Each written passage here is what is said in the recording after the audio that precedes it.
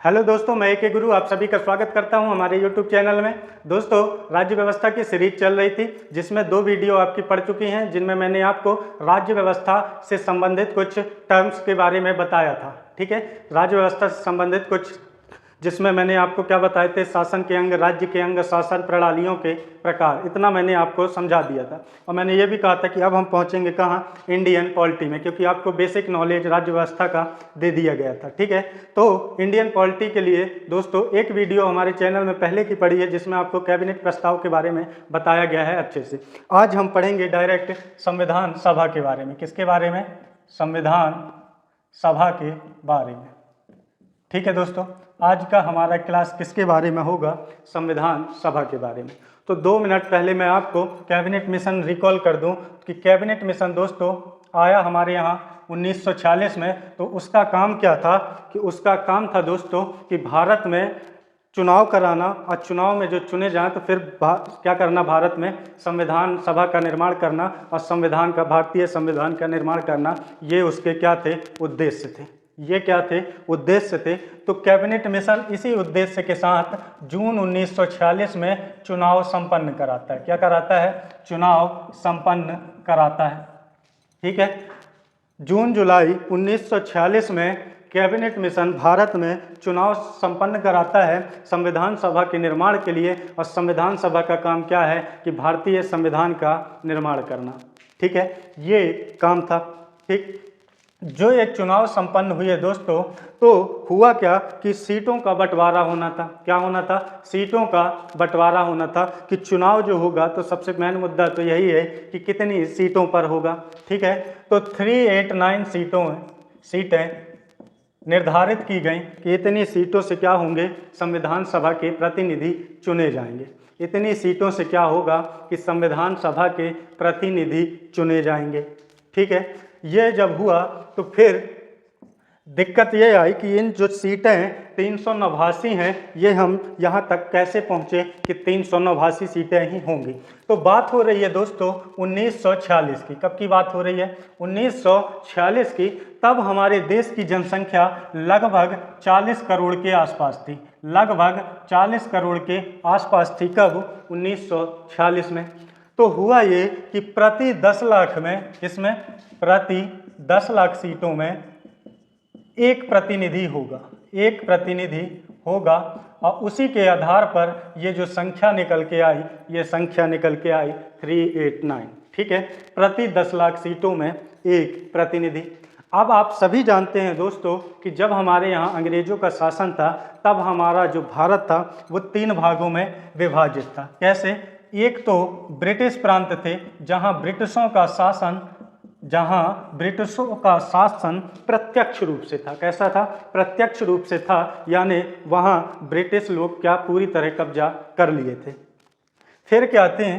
कमिश्नरी क्षेत्र थे कुछ। क्या थे? कमिश्नरी क्षेत्र थे कुछ। और कमिश्नरी क्षेत्रों में क्या था दोस्तों कि ब्रिटिश क्या होते थे, अपनी कुछ प्रेसिडेंसी टाइप से कमिश्नरी प्रांत बना लेते थे जहां कमिश्नर का शासन होता था। किसका शासन होता था? कमिश्नर का शासन होता था। ठीक है, और फिर देसी रियासतें थीं। क्या थीं?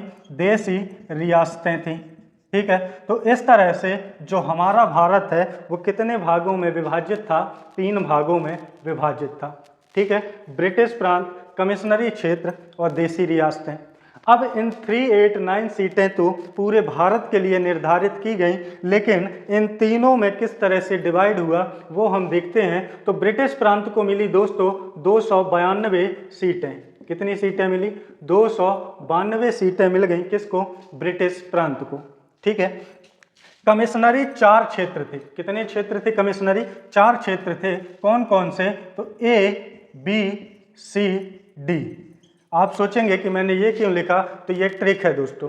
A, B, C, D, यानी A for Ajmer, B for Balochistan जो सिंध प्रांत में है। अभी आप लोग न्यूज में सुनते भी होंगे कि बलूचिस्तान वाले लोग भारत के पीएम से मदद मांग रहे हैं। ठीक है, कि पाकिस्तान से उनको क्या कराया जाए, छुटकारा दिलवाया जाए, क्योंकि पाकिस्तान की सेना इनका बहुत ज़्यादा शोषण करती है। ठीक है, तो वही बलूचिस्तान जो पाकिस्तान में है। सी फॉर कुर्ग, कुर्ग दोस्तों कर्नाटक में है। कहाँ पर है दोस्तों?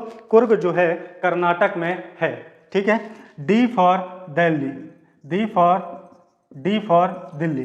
ठीक है। तो ये 4 क्या थे दोस्तों? कमिश्नरी प्रांत, और यहाँ से एक एक प्रतिनिधि चुनकर आना था, यहाँ से एक एक प्रतिनिधि चुनकर आना था।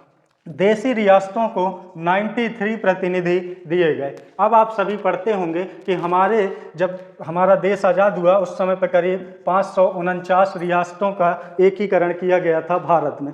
लेकिन आप देखेंगे कि देशी रियासतों से संविधान सभा के निर्माण में सिर्फ 93 प्रतिनिधि लिए गए। ऐसा क्यों? तो दोस्तों थी इतनी देशी रियासतें, ये भी सच है, लेकिन क्या किया गया कि ग्रुप ऑफ रियासत बनाया गया। मान लीजिए कि एक ग्रुप में 7 से 8 रियासतें रख दी गई और इन सभी से एक प्रतिनिधि को उठा लिया गया। ठीक है, एक प्रतिनिधि को बुला लिया गया। इसी के कारण संख्या तो ये थी, इससे भी ज़्यादा थी क्योंकि कुछ तो पाकिस्तान में चली गई थी। ठीक है, ये तो तब की है जब भारत आज़ाद हुआ और भारत में इतनों का विलय हुआ, लेकिन पाकिस्तान में भी कुछ थी। तो ऐसे ग्रुप बना करके उन ग्रुपों से एक एक प्रतिनिधि को लाया गया और 93 प्रतिनिधि आए। कहाँ से? देशी रियासतों से। ठीक है, देशी रियासतों से। दोस्तों चुनाव हुआ जून 1946 में। किसमें हुआ? जून 1946 में। इसका परिणाम आया। क्या आया? परिणाम आया।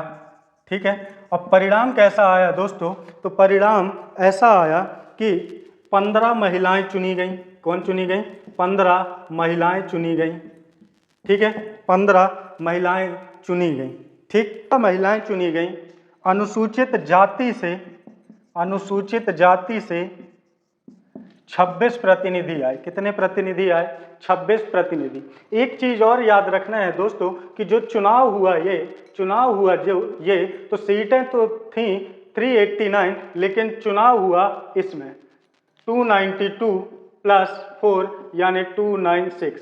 अब आप कहेंगे ऐसा क्यों?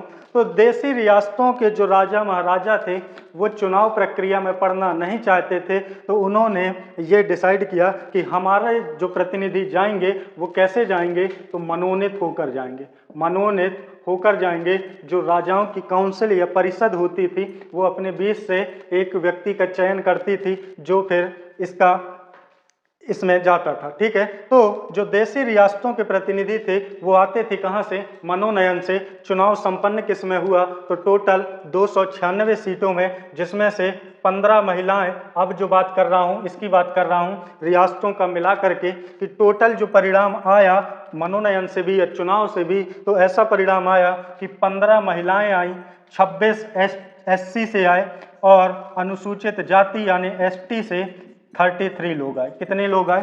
33 लोग आए। बहुत आराम से देखना है आपको, नंबर हैं, बहुत सारे नंबर हैं, और सीधे सीधे क्वेश्चन पूछ लेता है कि संविधान सभा में अनुसूचित जनजाति के कितने प्रतिनिधि थे, तो आपको पढ़ना पड़ेगा 33। इसलिए बोल रहा हूँ स्टेप बाय स्टेप, चलिए आराम से चलते हैं। ठीक है, अनुसूचित जनजाति यानी ST के 33 प्रतिनिधि आए। ठीक है, जो कांग्रेस विजित की, कांग्रेस को सीटें मिली थी, अगर दल वाइज जब बात करें दोस्तों, तो कांग्रेस को सीटें मिली थी 208। कितनी सीटें मिली थी? 208 सीटें मिली थी। मुस्लिम लीग को मिली थी दोस्तों 73 सीटें। कितनी सीटें? 73 सीटें मिली थी। निर्दलीय जो जीत के आए थे वो 8 निर्दलीय आए थे दोस्तों। कितने निर्दलीय? 8 निर्दलीय आए थे। और जो फिर अन्य एक कृषक पार्टी थी पंजाब की, कृषक पार्टी, उसकी 7 सीटें आई। कितनी सीटें आई? 7 सीटें आई। तो कांग्रेस मुस्लिम लीग तो ठीक है बहुत बड़े दल थे, लेकिन कृषक पार्टी भी अपने हिसाब से उस समय पे बहुत बड़े दल के रूप में उभर के आया, 7 सीटें जीती, जिस समय पे कांग्रेस और मुस्लिम लीग का बोलबाला था।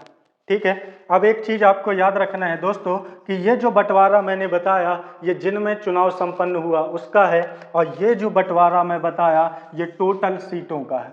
ठीक है। अगर आपसे पूछा जाएगा कि संविधान सभा में अनुसूचित जनजाति की कितनी सीट थी, तो ये ऐसा क्वेश्चन बनेगा, ना कि ये बनेगा कि जो चुनाव हुए उसमें एसटी के कितने लोग जीत के आए। ठीक है, तो इसलिए मैंने संविधान सभा की सीटों में ये दल वाइज बताया, ये आपको कास्ट वाइज वर्ग वाइज बताया, और जो आपको ये बताया ये आपको दल वाइज बताया। ठीक है, 15 महिलाएं आपको याद रखना है, इनके नाम भी हम देखेंगे। ठीक है, तो जब ये रिजल्ट आया दोस्तों, तो आप देखेंगे कि कांग्रेस जो है वो सर्वाधिक सीटें, सर्वाधिक क्या, इसका लगभग 3 गुना है। मुस्लिम लीग का क्या है, लगभग 3 गुना है। इसी में कुछ कथन आए थे, कुछ लोगों ने कमेंट किया था इस रिजल्ट में, वो कमेंट भी आपको पढ़ने हैं, क्योंकि आजकल क्वेश्चन पूछे जाते कि ये कथन किसका है, ये कथन किसका है।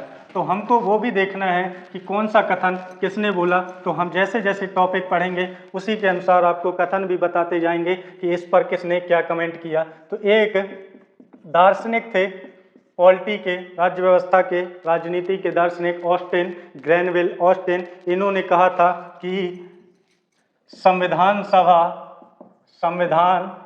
सभा ही कांग्रेस है और कांग्रेसी भारत है। इस तरह का इनका कथन था।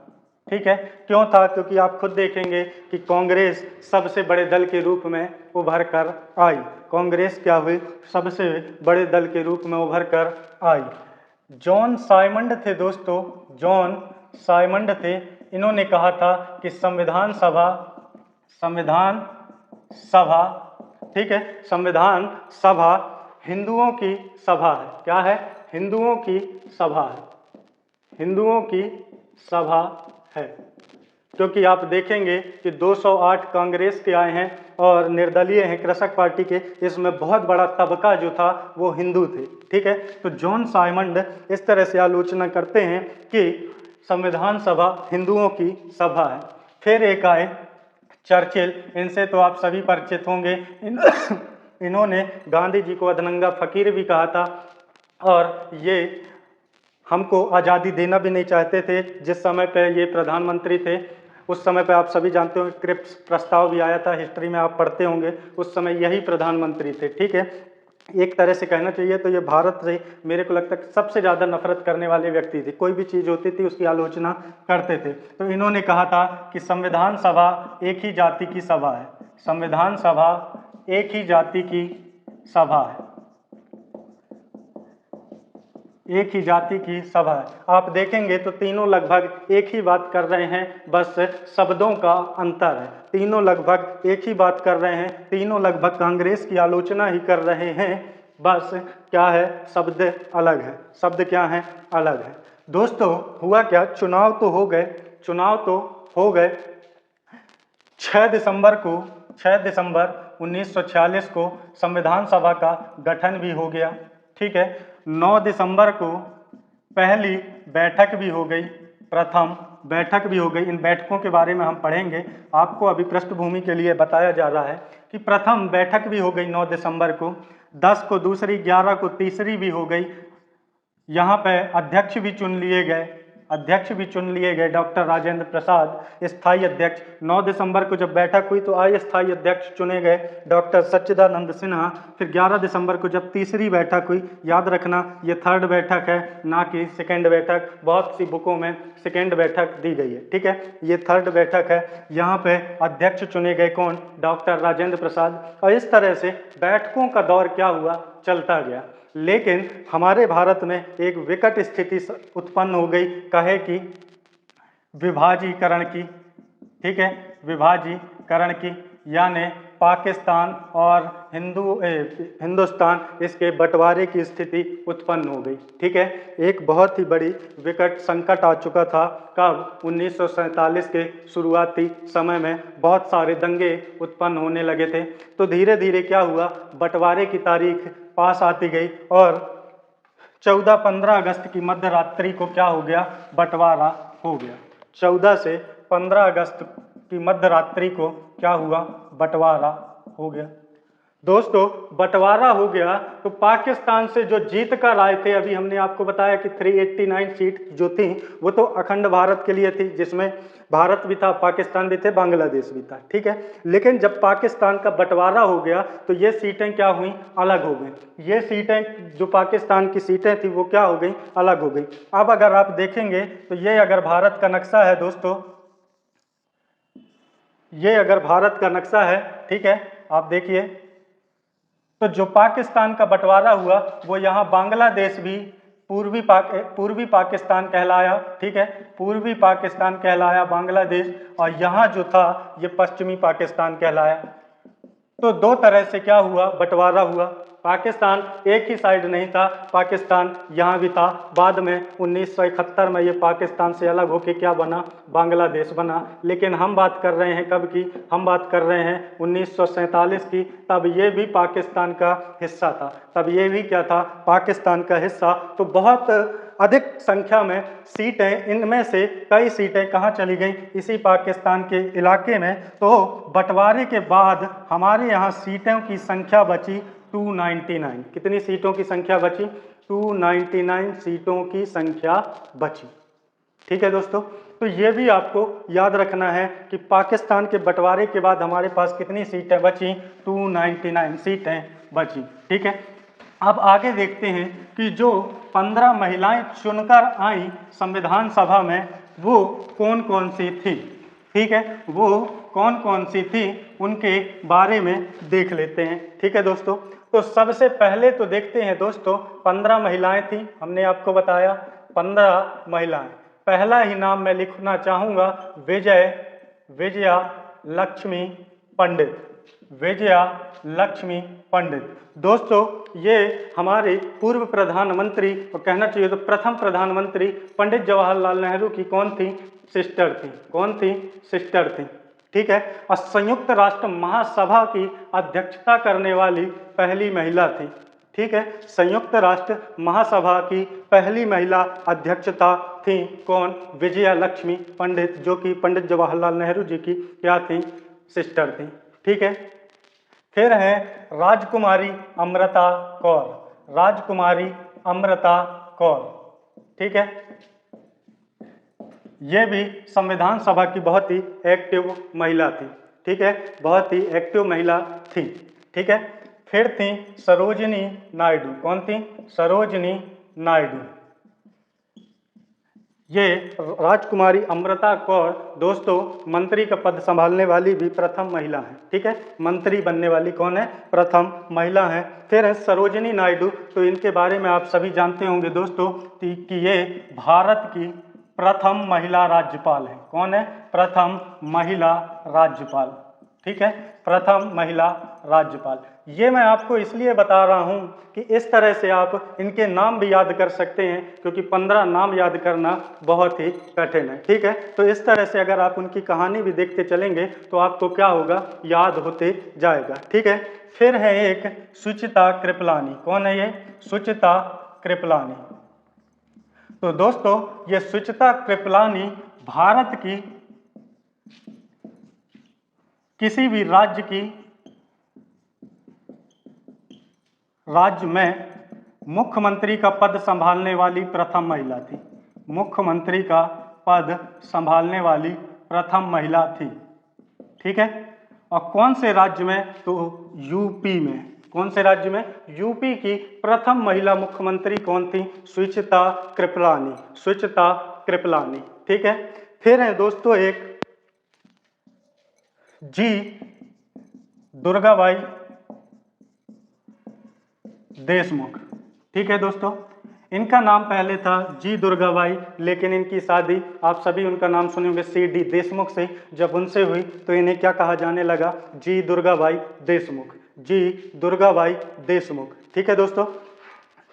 सबसे एक्टिव महिला थी ये, जब संविधान सभा की चर्चा होती थी तो सबसे ज़्यादा एक्टिव रहने वाली महिला कौन थी, जी दुर्गाबाई देशमुख, ठीक है, जी दुर्गाबाई देशमुख।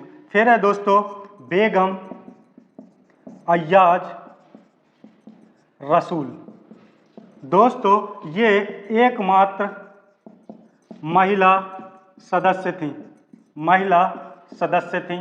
कौन सी? मुस्लिम महिला सदस्य, एकमात्र मुस्लिम महिला सदस्य थी किसकी? संविधान सभा की। ठीक है दोस्तों। और ये जो है बेगम अय्याज रसूल, ये हॉकी फेडरेशन, भारत जो हॉकी फेडरेशन है उसकी अध्यक्ष भी रह चुकी हैं। हॉकी फेडरेशन की अध्यक्ष भी रह चुकी हैं। ठीक है। फिर है मालती। कौन है? फिर है मालती चौधरी, मालती चौधरी। ठीक है, मालती चौधरी। फिर है ललिता चौधरी। कौन है? ललिता चौधरी। ठीक है दोस्तों। फिर है एनी मस्करनी। कौन? एनी मस्करनी। ठीक है दोस्तों। ये जो है दोस्तों, तो जो एंग्लो इंडियन होते हैं, एंग्लो इंडियन, तो ये पहली एंग्लो इंडियन महिला सदस्य थी किसकी? संविधान सभा की, एनी मस्करनी। ठीक है। और ये क्या थी दोस्तों? ये जो थी देसी रियासतों से आने वाली, देसी रियासतों से आने वाली क्या थी? सदस्य थी। देसी रियासतों से चुनकर आने वाली थी। ठीक है। फिर है दक्षयानी, दक्षयानी वेला युद्धन, दक्षयानी वेला युद्धन। ये जो है दोस्तों, ये सबसे कम उम्र की महिला थी, सबसे कम उम्र की महिला थी। ठीक है। तो जितने भी नाम आपको बता रहा हूं, ये अपनी विशेषज्ञता के कारण क्वेश्चन पूछे जा सकते हैं। आपसे सीधा क्वेश्चन पूछा जाएगा कि संविधान सभा में एकमात्र मुस्लिम महिला कौन थी, तो आपको ये नाम भी याद रखना है। सबसे एक्टिव महिला पूछ सकता है जी दुर्गाबाई देशमुख। देसी रियासतों से आने वाली पूछ सकता है एनी मस्करनी। विजया लक्ष्मी पंडित के बारे में पूछा जा सकता है, सरोजनी नायडू, सुचिता कृपलानी। ये सब नाम जो हैं दोस्तों बहुत ही इम्पोर्टेंट हैं, ये सब नाम जो हैं बहुत ही इम्पोर्टेंट हैं।